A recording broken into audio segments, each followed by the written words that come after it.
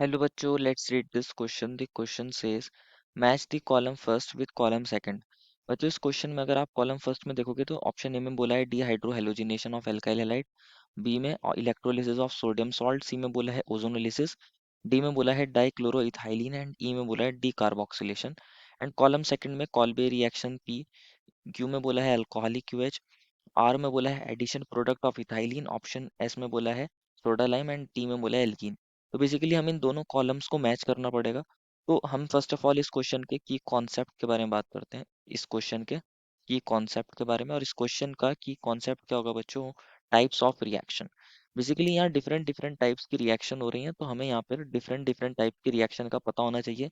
कौन सी रिएक्शन कैसे होती है, इसमें कौन सा हम रिएक्टेंट लेते हैं, क्या प्रोडक्ट बनता है, तो इसके बारे में हमें पता होना चाहिए। टाइप्स ऑफ रिएक्शन, तो यही इस क्वेश्चन का क्या है, की कॉन्सेप्ट है। तो वन बाय वन देखते हैं बच्चों। अगर हम फर्स्ट रिएक्शन जो है हमारे पास dehydrohalogenation of alkyl halide, जो ऑप्शन ए में मिली है, इसकी बात करते हैं। De hydro de hydro halogenation halogenation of alkyl halide of alkyl halide. क्या मतलब है इसका, इसको समझना है। एल्काइल हैलाइड में से डीहाइड्रो हेलोजिनेशन कर रहे हैं, मतलब वहां पर क्या हो रहा होगा, हाइड्रोजन और हेलोजन दोनों निकल रहे होंगे। तो एक्चुअल में क्या होता है, जब हम यहाँ पर एक एल्काइल हैलाइड ले लेते हैं, मान लीजिए कुछ इस तरीके से लिख रहे हैं एक एल्काइल हैलाइड को, और यहाँ ये एक्स कौन है, हेलोजन है, और ये एक एल्काइल हैलाइड है। यहाँ इस तरीके से हम हाइड्रोजन को दिखा रहे हैं।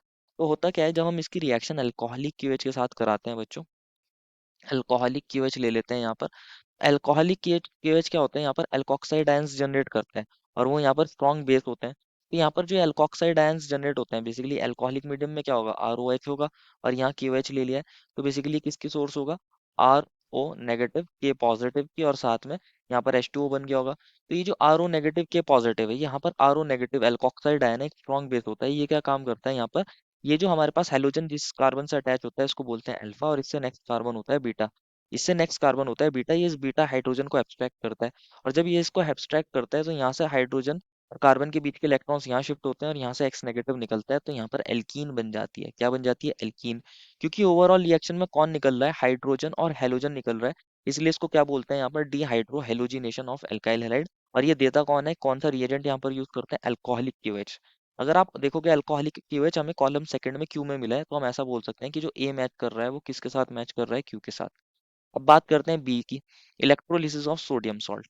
Electrolysis of sodium salt, electrolysis of sodium salt, इसकी भी बात करते हैं बच्चों। अगर हम इलेक्ट्रोलिसिस की बात करें, तो इलेक्ट्रोलिसिस क्या है, बेसिकली इलेक्ट्रिसिटी की हेल्प से हम रिएक्शन को क्या कर रहे होंगे, कैरी आउट कर रहे होंगे यहाँ पर। तो होता क्या है बच्चों, जब हम यहाँ सोडियम सॉल्ट ले लेते हैं, बेसिकली यहाँ पर क्या लेते हैं, R C O negative N A positive. यहाँ पर कार्बोक्सिलिक एसिड के सॉल्ट्स लेते हैं सोडियम के साथ, sodium salt of carboxylic acid, और क्या करते हैं, इसका इलेक्ट्रोलिसिस करते हैं। तो यहाँ पर कौन होगा, वाटर भी होगा, H2O भी होगा। यहाँ इसका इलेक्ट्रोलिसिस कर रहे हैं, क्या कर रहे हैं बच्चों, इलेक्ट्रोलिसिस कर रहे हैं। तो यहाँ पर मान लीजिए हमने इसको टू लिख दिया, यहाँ पर टू लिख दिया, तो यहाँ पर क्या बन जाते हैं बच्चों, एल्केन्स बन जाते हैं, आर आर। साथ में यहाँ पर CO2 गैस रिलीज होती है, साथ में यहाँ पर क्या बनता है, H2 बनता है, और साथ में क्या बनता है, यहाँ पर 2NaOH।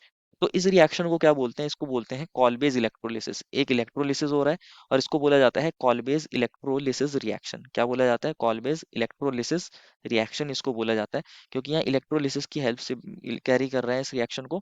तो ये कॉलबेज इलेक्ट्रोलिसिस रिएक्शन होती है। जो बी मिला है, अगर आप देखोगे पी में मैच कर रहा है कॉलबे रिएक्शन के साथ, तो हम ऐसा बोल सकते हैं कि जो बी है वो किसके साथ मैच करेगा, ये जो बी है ये मैच कर रहा है किसके साथ, पी के साथ। बी मैच कर रहा है पी के साथ, ए जो मैच कर रहा था वो किसके साथ कर रहा था, क्यू के साथ। बात करते हैं सी की। सी में क्या मिला है बच्चों, ओजोनोलिसिस। ओजोनोलिसिस अगेन एक रिएक्शन है। ओजोनोलिसिस अगेन एक रिएक्शन होती है, और इसके अंदर हम क्या करते हैं बच्चों, ओजोनोलिसिस में हम जनरली एल्कीन्स का करते हैं। यहाँ पर एल्कीन्स को ले लेते हैं, फॉर एन एग्जांपल ये एल्कीन है, ये सी डबल बॉन्ड सी, यहाँ पर कुछ ग्रुप्स अटैच हो सकते हैं, R1 R2, एल्काइल भी हो सकते हैं, हाइड्रोजन भी हो सकता है, यहाँ R3 R4। तो होता क्या है, जब हम फर्स्ट स्टेप में इसकी रिएक्शन ओजोन के साथ कराते हैं, O3 के साथ कराते हैं, तो ओजोन कुछ इस तरीके से कार्बन, और यहाँ पर ये जो हमारे पास एल्कीन है इसके साथ कुछ इस तरीके से यहाँ पर स्ट्रक्चर बना लेती है। ये हमारा कार्बन है, इससे ये R3 ग्रुप अटैच है, और यहाँ पर कौन था बच्चों, यहाँ पर एक R4 ग्रुप इससे अटैच था। और यहाँ पर ये जो हमारा ओजोन है कुछ इस तरीके से यहाँ क्या करा होगा इसने, डबल बॉन्डेड कार्बन के साथ कुछ इस तरीके से यहाँ पर स्ट्रक्चर बना लिया होगा, तो इसको बोलते हैं ओजोनाइट स्ट्रक्चर। सेकंड स्टेप में क्या होता है, हम यहाँ जिंक लेते हैं बच्चों, H2O लेते हैं। और क्या करते हैं इसको बच्चों, इसको इसकी रिएक्शन इससे कराते हैं, ओजोनाइड जो बनता है। तो यहाँ पर कुछ इस तरीके से ये बॉन्ड क्लीव हो जाता है, इस तरीके से। और यहाँ पर ये जो ऑक्सीजन फ्री होती है बच्चों, ये Zn के साथ मिलके, ये ऑक्सीजन Zn के साथ मिलके जिंक ऑक्साइड बना लेती है, जो यहाँ से निकल गया होगा। इस कार्बन की वैलेंसी फ्री होती है, इस ऑक्सीजन की फ्री होती है, तो ये मिलके क्या बना लेते हैं, बॉन्ड बना लेते हैं। ये हमारा कौन था ऊपर, ये R1 था, ये R2 था। तो हम ऐसे लिख सकते हैं, ये R1 और ये C और ये R2, इन्होंने एक बॉन्ड तो बनाया ही था ऑक्सीजन के साथ, एक और बना लिया सिमिलरली। R3 और R4 ने भी क्या करा है, इसी तरीके से यहाँ कार्बन और ऑक्सीजन की वैलेंसी फ्री हुई, तो इन्होंने एक पाई बॉन्ड बना लिया। और इस तरीके से हम दिखा सकते हैं यहाँ कार्बोनाइल कंपाउंड बन जाते हैं। तो हम यहाँ पर लेकर किसको चलते हैं, एल्कीन को लेकर चलते हैं। तो ओजोनोलिसिस किसका कर रहे हैं हम यहाँ पर, एल्कीन का कर रहे हैं। जो हमारा सी है वो किसके साथ मैच कर जाएगा, टी के साथ। किसके साथ मैच कर जाएगा, सी हमारा टी के साथ, हम ऐसा बोल सकते हैं। बात करते हैं ऑप्शन डी की। ऑप्शन डी में कौन मिला है बच्चों, ऑप्शन डी में बोला है डाइक्लोरोइथाइलिन। तो इसकी भी बात करते हैं।